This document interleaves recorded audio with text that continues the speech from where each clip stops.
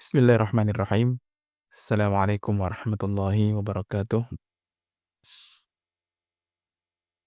Alhamdulillahi rabbil alamin. Salatu wassalamu ala Rasulillah Sayyidina Muhammadin wa ala alihi wa ashabihi wa man tabi'ahum bi ihsanin ila yaumiddin amma ba'du.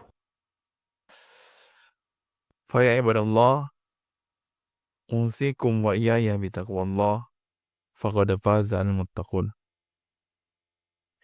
Allahumma salli ala Sayyidina Muhammad wa ala alihi Sayyidina Muhammad kama sallaita ala Sayyidina Ibrahim wa ala alihi Sayyidina Ibrahim wa barik ala Sayyidina Muhammad wa ala alihi Sayyidina Muhammad kama barakta ala Sayyidina Ibrahim wa ala alihi Sayyidina Ibrahim fil alamina innaka Hamidum Majid.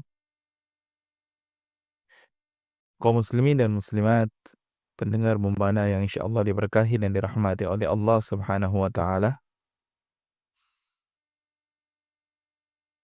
Kita bersyukur kepada Allah Subhanahu wa taala.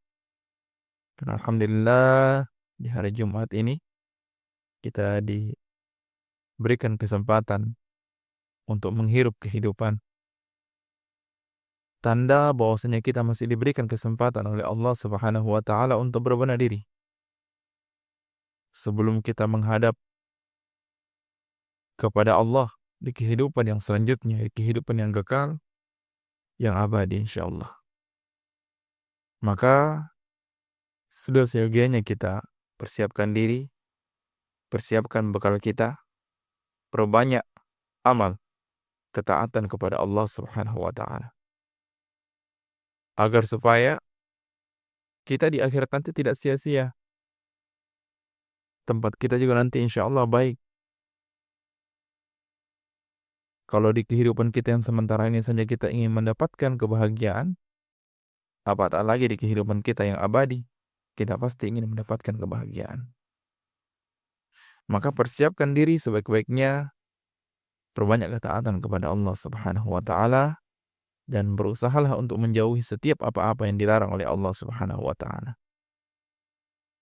Salawat serta salam semoga senantiasa tercurahkan kepada Nabiullah Muhammad sallallahu alaihi wasallam, keluarga, para sahabat, dan orang-orang yang mengikuti beliau sampai hari kiamat nanti. Ma'asyiral muslimin wal muslimat, pendengar Radio Bombana yang insyaallah diberkahi dan dirahmati oleh Allah Subhanahu wa taala. 2 hari yang lalu kita baru saja memperingati, dan itu diperingati sedunia, yaitu pada tanggal 3 Desember 2025 kemarin, di mana hari itu adalah merupakan Hari Disabilitas Internasional. Di berbagai macam daerah, di beberapa daerah atau provinsi, dan di berbagai belahan dunia, hari itu diperingati dengan berbagai macam kegiatan-kegiatan seremonial, baik itu oleh tokoh-tokoh masyarakat, pemerintah, ataupun diperingati oleh berbagai macam organisasi disabilitas, baik itu Pertuni, Persatuan Tunanetra, ataupun organisasi-organisasi lainnya. Kalau di luar negeri tidak tahu organisasi apa di sana. Yang pasti ada pasti kan. Gitu, organisasi disabilitas tentunya. Kalau di Indonesia kan ada PPDI, Pertuni, dan berbagai macam organisasi lainnya yang memperingati Hari Disabilitas Internasional ini. Sebenarnya Hari Disabilitas ini sepatutnya tidak hanya menjadi sekedar seremonial saja, tapi ada makna-makna, ada hal-hal yang harus kita renungi. Ada hal-hal yang harus kita jadikan sebagai bahan renungan kita. Baik untuk kita para penyandang disabilitas ataupun non-disabilitas secara umum. Perlu kita pahami satu hal. Jika kita berbicara tentang agama Islam, Di dalam pandangan Islam itu sendiri, disabilitas adalah kaum yang sangat dimuliakan oleh Allah Subhanahu wa taala.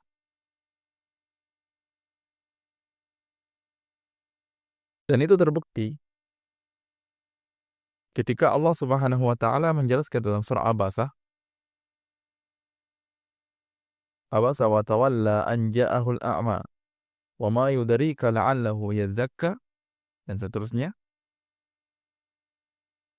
Di dalam ayat ini ada beberapa ayat yang dimana Allah Subhanahu wa taala menjelaskan pentingnya mengutamakan disabilitas itu sendiri.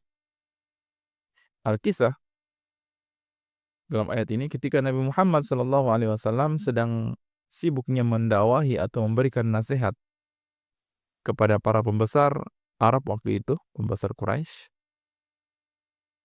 karena waktu itu lagi hangat-hangatnya atau lagi mau-maunya itu para pembesar-pembesar Quraisy waktu itu meminta nasihat kepada Rasulullah SAW. Maka Rasulullah memanfaatkan hal itu untuk mendakwahi mereka. Itu kesempatan emas bagi Rasulullah. Tetapi di saat yang bersamaan ada seorang tunanetra yang datang kepada Rasulullah, juga dia ingin belajar. Maka pada saat itu Rasulullah SAW juga tidak marah kepada orang buta ini, tetapi dia bermuka masam gitu. Seakan-akan dia mendalam hatinya, aduh bagaimana ya, kamu kan bisa kapanpun. Ini orang ini kan orang-orang pejabat-pejabat ini kan lagi, kebetulan sekarang lagi maunya meminta nasihat kan, kesempatan loh. Gitu kan, begitu maksudnya. Nah, maka Allah Subhanahu wa taala memberikan teguran kepada Nabi Muhammad SAW. Dan di sini sebenarnya teguran kepada Nabi Muhammad ini bukan berarti Nabi Muhammad salah, tidak. Sebenarnya peristiwa ini sengaja diciptakan untuk apa?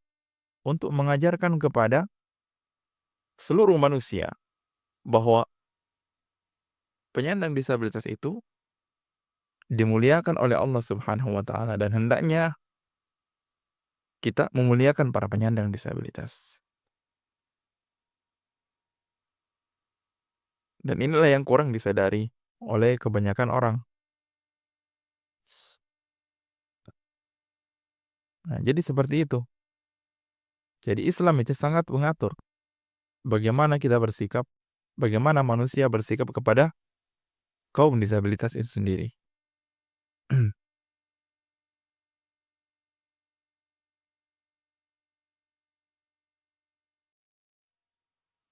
Di dalam agama Islam, segala apapun itu sudah diatur, sudah diterapkan. Baik itu dari hal yang terkecil sampai kepada hal yang terbesar. Baik itu hal yang terkecil misalnya seperti masuk kamar mandi, keluar kamar mandi, makan. Itu semua ada tata tertibnya dalam Islam. Sudah diatur dalam agama Islam ini.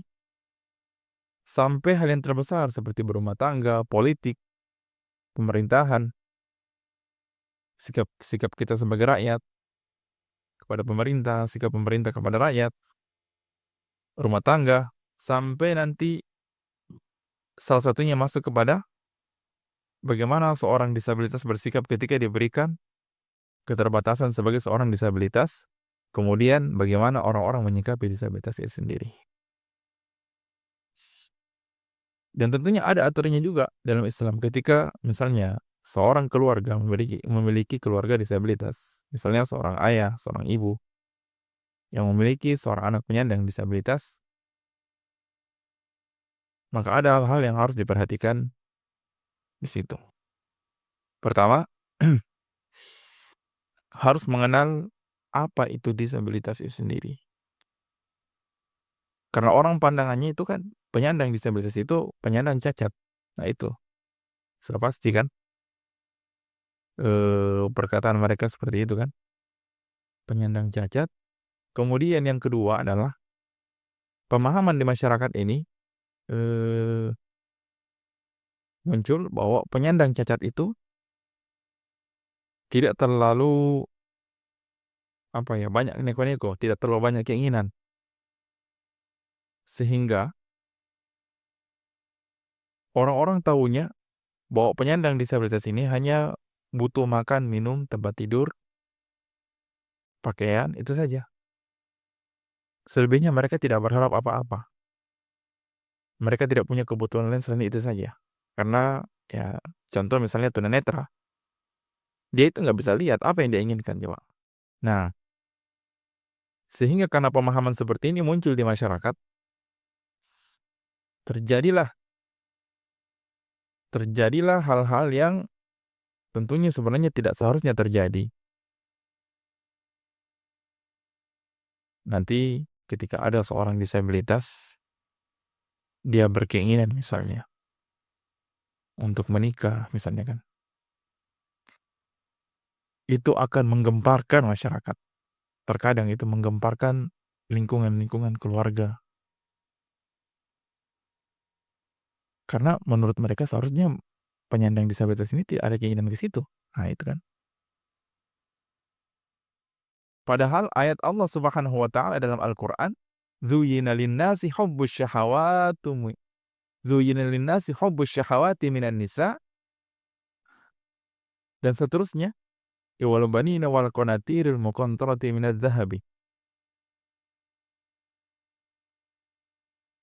Dihiaskan kepada manusia itu syahwat, kepada wanita, anak-anak, harta, kebun-kebun. Hal ini juga berlaku bukan hanya kepada manusia secara normal, tapi kepada penyandang disabilitas juga. Allah Subhanahu wa taala memberikan syahwat, memberikan perasaan, memberikan rasa cinta dan sebagainya itu tidak hanya masuk kepada orang-orang yang diberikan mata, kalau bahasa kasarnya kan. Tapi sekalipun orang itu buta tuli sekalipun, tidak mendengar dan tidak melihat, ya kan, mereka tetap diberikan syahwat dan keinginan secara umum gitu.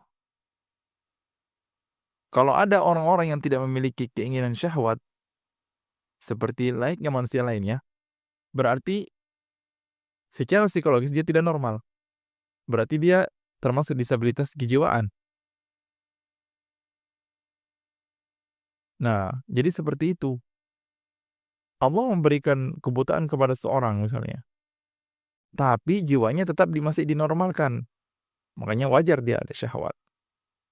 Ketika mendengarkan suara perempuan atau bersentuhan dengan lawan jenis, itu ada istilahnya spirit tertentu yang dirasakan.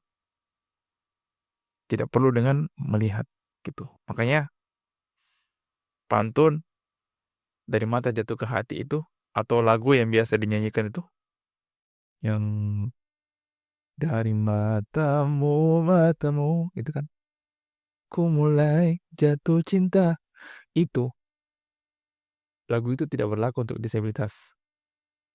Atau pantun yang apa, dari mana datangnya lintah itu, dari sawah turun ke kali, dari mana datangnya cinta, dari mata jatuh ke hati, tidak berlaku untuk penyandang disabilitas netra.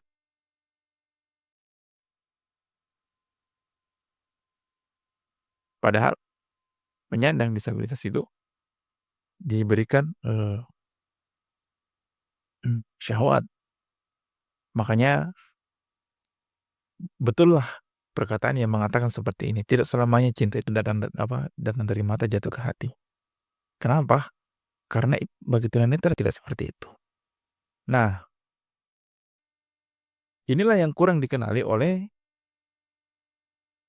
masyarakat. Sehingga terkadang penyandang disabilitas itu kalau dia berbicara tentang suatu, dianggap remeh. Wah, ternyata dia tahu juga tuh bicara-bicara begitu. Nah, coba lihat, dia tidak melihat tapi bisanya dia bicara begitu. Ah, itu kan heran. Padahal sebenarnya tidak perlu diherankan. Nah, pemahaman seperti inilah yang perlu diperbaiki, diluruskan.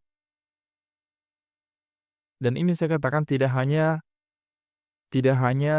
dari organisasi disabilitas saja yang selalu memberikan sosialisasi, memperkenalkan, memahamkan bagaimana disabilitas itu sendiri, tapi juga berlaku untuk para ulama, para pemangku-pemangku agama, para asatis yang diberikan oleh Allah Subhanahu wa taala ilmu Mereka juga seharusnya berperan untuk memberikan sosialisasi, memberikan pemahaman kepada kepada masyarakat tentang bagaimana penyandang disabilitas itu. Sehingga diharapkan dengan seperti itu, eee, masyarakat akan paham. Dan yang paling tidak disadari juga di masyarakat itu, penyandang disabilitas itu dianggap tidak bisa apa-apa. Padahal mereka sebenarnya bisa. Makanya sekarang ada namanya pendidikan-pendidikan untuk disabilitas. Itu melatih agar disabilitas ini bisa mandiri. Apa yang diajarkan oleh Rasulullah SAW kepada Abdullah ibnu Umi Maktum, seharusnya itu bisa menjadi contoh bagi kita. Di mana Rasulullah ketika Umi Maktum mengatakan, tidak saya ingin sholat berjamaah tapi saya buta, gimana caranya gitu kan. Maka Rasulullah waktu itu tidak mengatakan, tidak usah mikir sholat nak, tidak usah mikir sholat sahabatku di rumah nih, kau juga buta kan, ketabrak-tabrak nanti apakah. Tidak seperti itu Rasulullah, dia memberikan solusi. Kata Rasulullah, apakah kau mendengar surah azan? Maka kata Umi Maktum, iya ya Rasulullah. Sahabat tunanetra ini kan. Maka Rasulullah mengatakan, pergilah. Pergilah. Nah, di sini Rasulullah mengajarkan kepada kita, orang yang memiliki keluarga ataupun anak atau sahabat seorang disabilitas, tidak hanya sekedar memberikan bantuan-bantuan secara bagaimana gitu kan kepada penyandang, tapi juga memberikan pendidikan kepadanya. Supaya nanti ketika dia sudah bisa, dia bisa mandiri. Orang terkadang begini, satu kasus yang terjadi dan itu nyata. Ketika ada seorang disabilitas netra yang ingin menikah, itu tidak disetujui oleh keluarganya, bukan keluarga dari perempuan ceritanya ini. Ada alasan yang mendasar menurut mereka, bahwa anak ini tidak bisa apa-apa. Padahal bisa. Cuma memang karena dasarnya emang dia tidak dididik sejak dini. Maka ketika dia tumbuh jadi besar, seperti itulah keadaannya. Tengok. Sehingga ketika dia ingin menikah dihalangi. Karena tidak bisa apa-apa. Bukan tidak bisa apa-apa. Kita sebagai keluarga yang kurang jeli. Gitu. Seharusnya, kalau orang-orang yang normal saja, harus diberikan pendidikan, apatah lagi penyandang. Karena mereka sangat perlu itu. Bekal mereka itu, kehidupan ini. Tapi sayang, itu tidak diperhatikan. Makanya, perlu pemahaman, perlu pengajaran kepada masyarakat. Dan perlu diadakan semacam kajian-kajian berkaitan dengan hal ini. Di pengajian-pengajian sebenarnya harusnya disampaikan. Tidak hanya sekedar membahas di pengajian itu, mohon maaf. Masalah rumah tangga, bagaimana orang bisa begini. Bahkan ada seorang ustadz dengan lantang menjelaskan, Umar berkata, Allah itu tidak menurunkan hujan emas dari langit. Jadi kalau kau tidak berusaha, tidak dapat. Nah, dia lupa, dia tidak sadar. Kalau dia membahas itu, mungkin didengarkan oleh orang-orang yang berkebutuhan khusus, yang tidak bisa kemana-mana, yang akhirnya apa? Mereka putus asa, mereka merasa hidupnya sempit. Dia bilang, itu saja penceramah mengatakan seperti itu. Tidak mungkin dia berbohong, itu penceramah. Nah, sempitlah hidup. Gitu kan? Ini yang kurang-kurang disadari oleh para asatidz, sebagian ya, sebagian tidak semua. Makanya pengkajian-pengkajian terhadap disabilitas ini perlu diterapkan di pengajian-pengajian.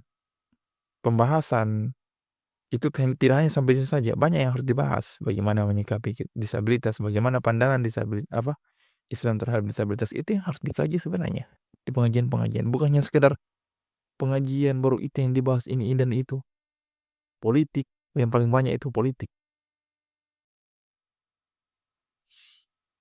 Nah, terakhir saya ingin sampaikan, karena waktu yang terbatas,